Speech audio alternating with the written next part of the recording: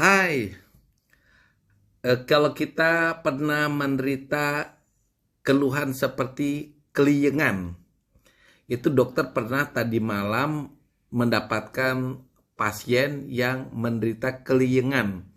Nah, ketika saya bilang, Bu, itu menderita yang disebut dengan vertigo. Enggak dok, katanya. Saya keliengan. Kan kalau vertigo itu pusingnya seperti kayak berputar. Kalau saya tidak berputar dok, tapi saya seperti kayak turun dari kapal, kayak melayang. Nah, hari ini kita membahas apakah keliengan itu sama dengan pusing dan kenapa seseorang bisa menderita pusing.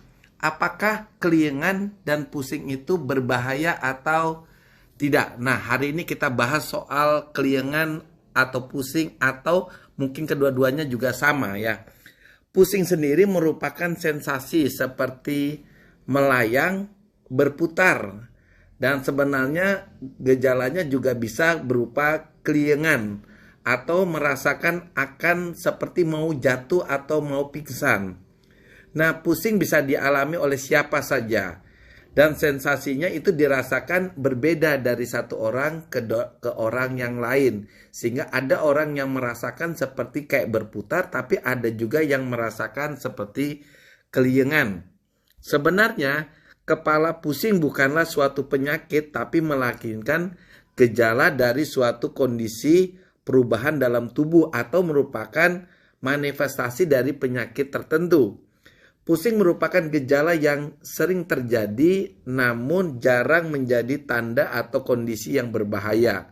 Meski demikian ya, gejala ini tetap memerlukan penanganan dokter terutama jika keliengan itu dirasakan terus-menerus atau berkepanjangan. Tapi keliengan juga bisa merupakan tanda dari bahaya suatu penyakit. Nah, keliengan biasanya tidak pernah berdiri sendiri. Biasanya disertai dengan gejala yang lain.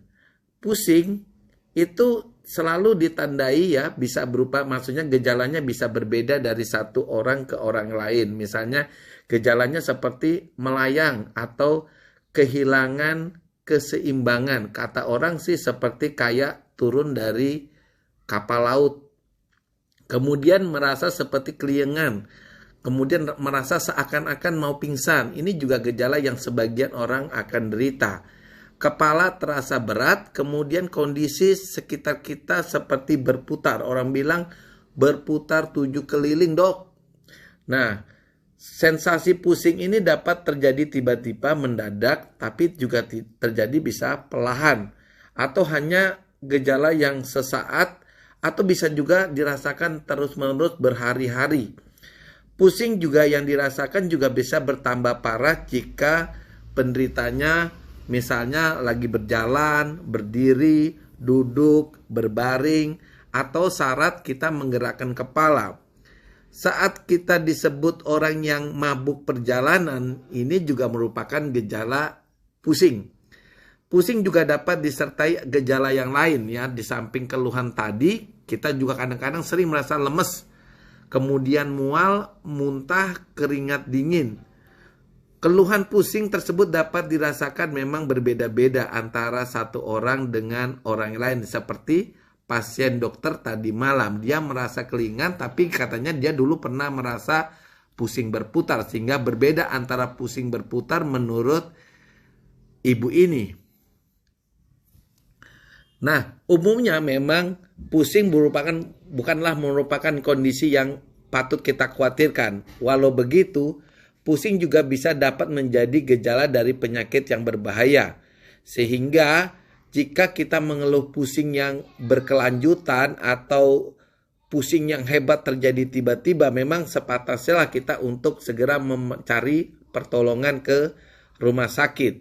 Nah, gejala-gejala lain yang menyertai pusing yang berarti itu merupakan pusing yang berbahaya yang segera kita harus berkonsultasi jika pusing itu disertai misalnya sakit kepala yang tidak tertahankan, penglihatan double, leher terasa kaku, mati rasa atau rasa lemes pada wajah, gangguan pendengaran, kemudian pasiennya kesulitan dalam bicara, pasien yang pusing muntah terus-menerus, kemudian disertai dengan mati rasa pada lengan dan tungkai, sulit berjalan, nyeri dada, kemudian hilang kesadaran merupakan gejala pusing yang berbahaya, apalagi pusing itu disertai dengan kejang. Pusing jarang disebabkan oleh sesuatu yang berbahaya. Mungkin kita setuju hal ini ya. Tapi pusing itu jika disebabkan karena penyakit diabetes yang tidak terkontrol atau pusing disebabkan karena tekanan darah yang terlalu tinggi, itu merupakan sinyal dari gangguan peredaran darah. Bisa saja pusing ini adalah awal dari stroke. Nah, pusing memang bisa akibat adanya perubahan dalam sistem tubuh kita yang kompleks. Misalnya pusing terjadi pada saat hamil, pada saat bangun tidur, setelah olahraga, atau kondisi haid yang dianggap sebagai pusing yang tidak berbahaya. Nah, untuk mengobatinya, khusus untuk pusingnya, pertama kita harus mencari penyebab dasarnya.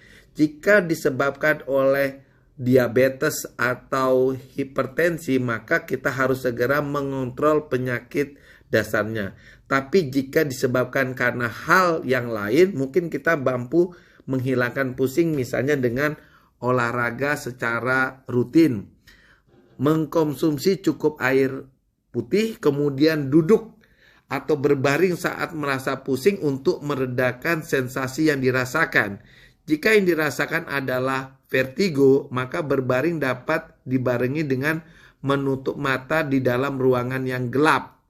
Istirahatlah dalam ruangan yang sejuk, kemudian berjalan menggunakan tongkat atau menghindari berjalan terlalu cepat jika pusing yang dirasakan memang cukup parah.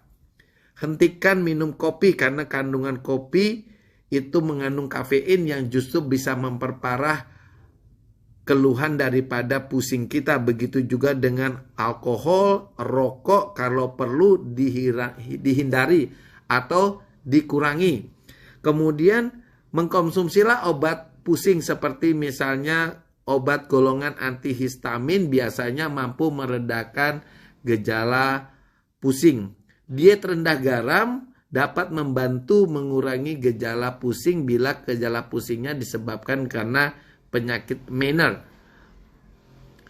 Kemudian pengobatan ke dokter juga harus dilakukan jika tadi pusing merupakan disebabkan oleh diabetes ataupun obat-obat misalnya tekanan darah yang cukup tinggi, di mana kita menggunakan obat tekanan darah tidak mampu menurunkan tekanan darah. Memang penanganan pusing ini harus lebih bagus dengan cara berkonsultasi dengan dokter.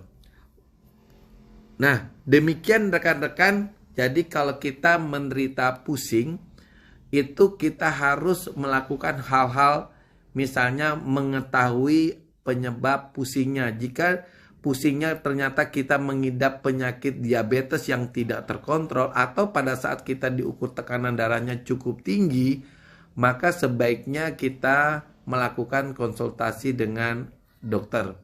Bye.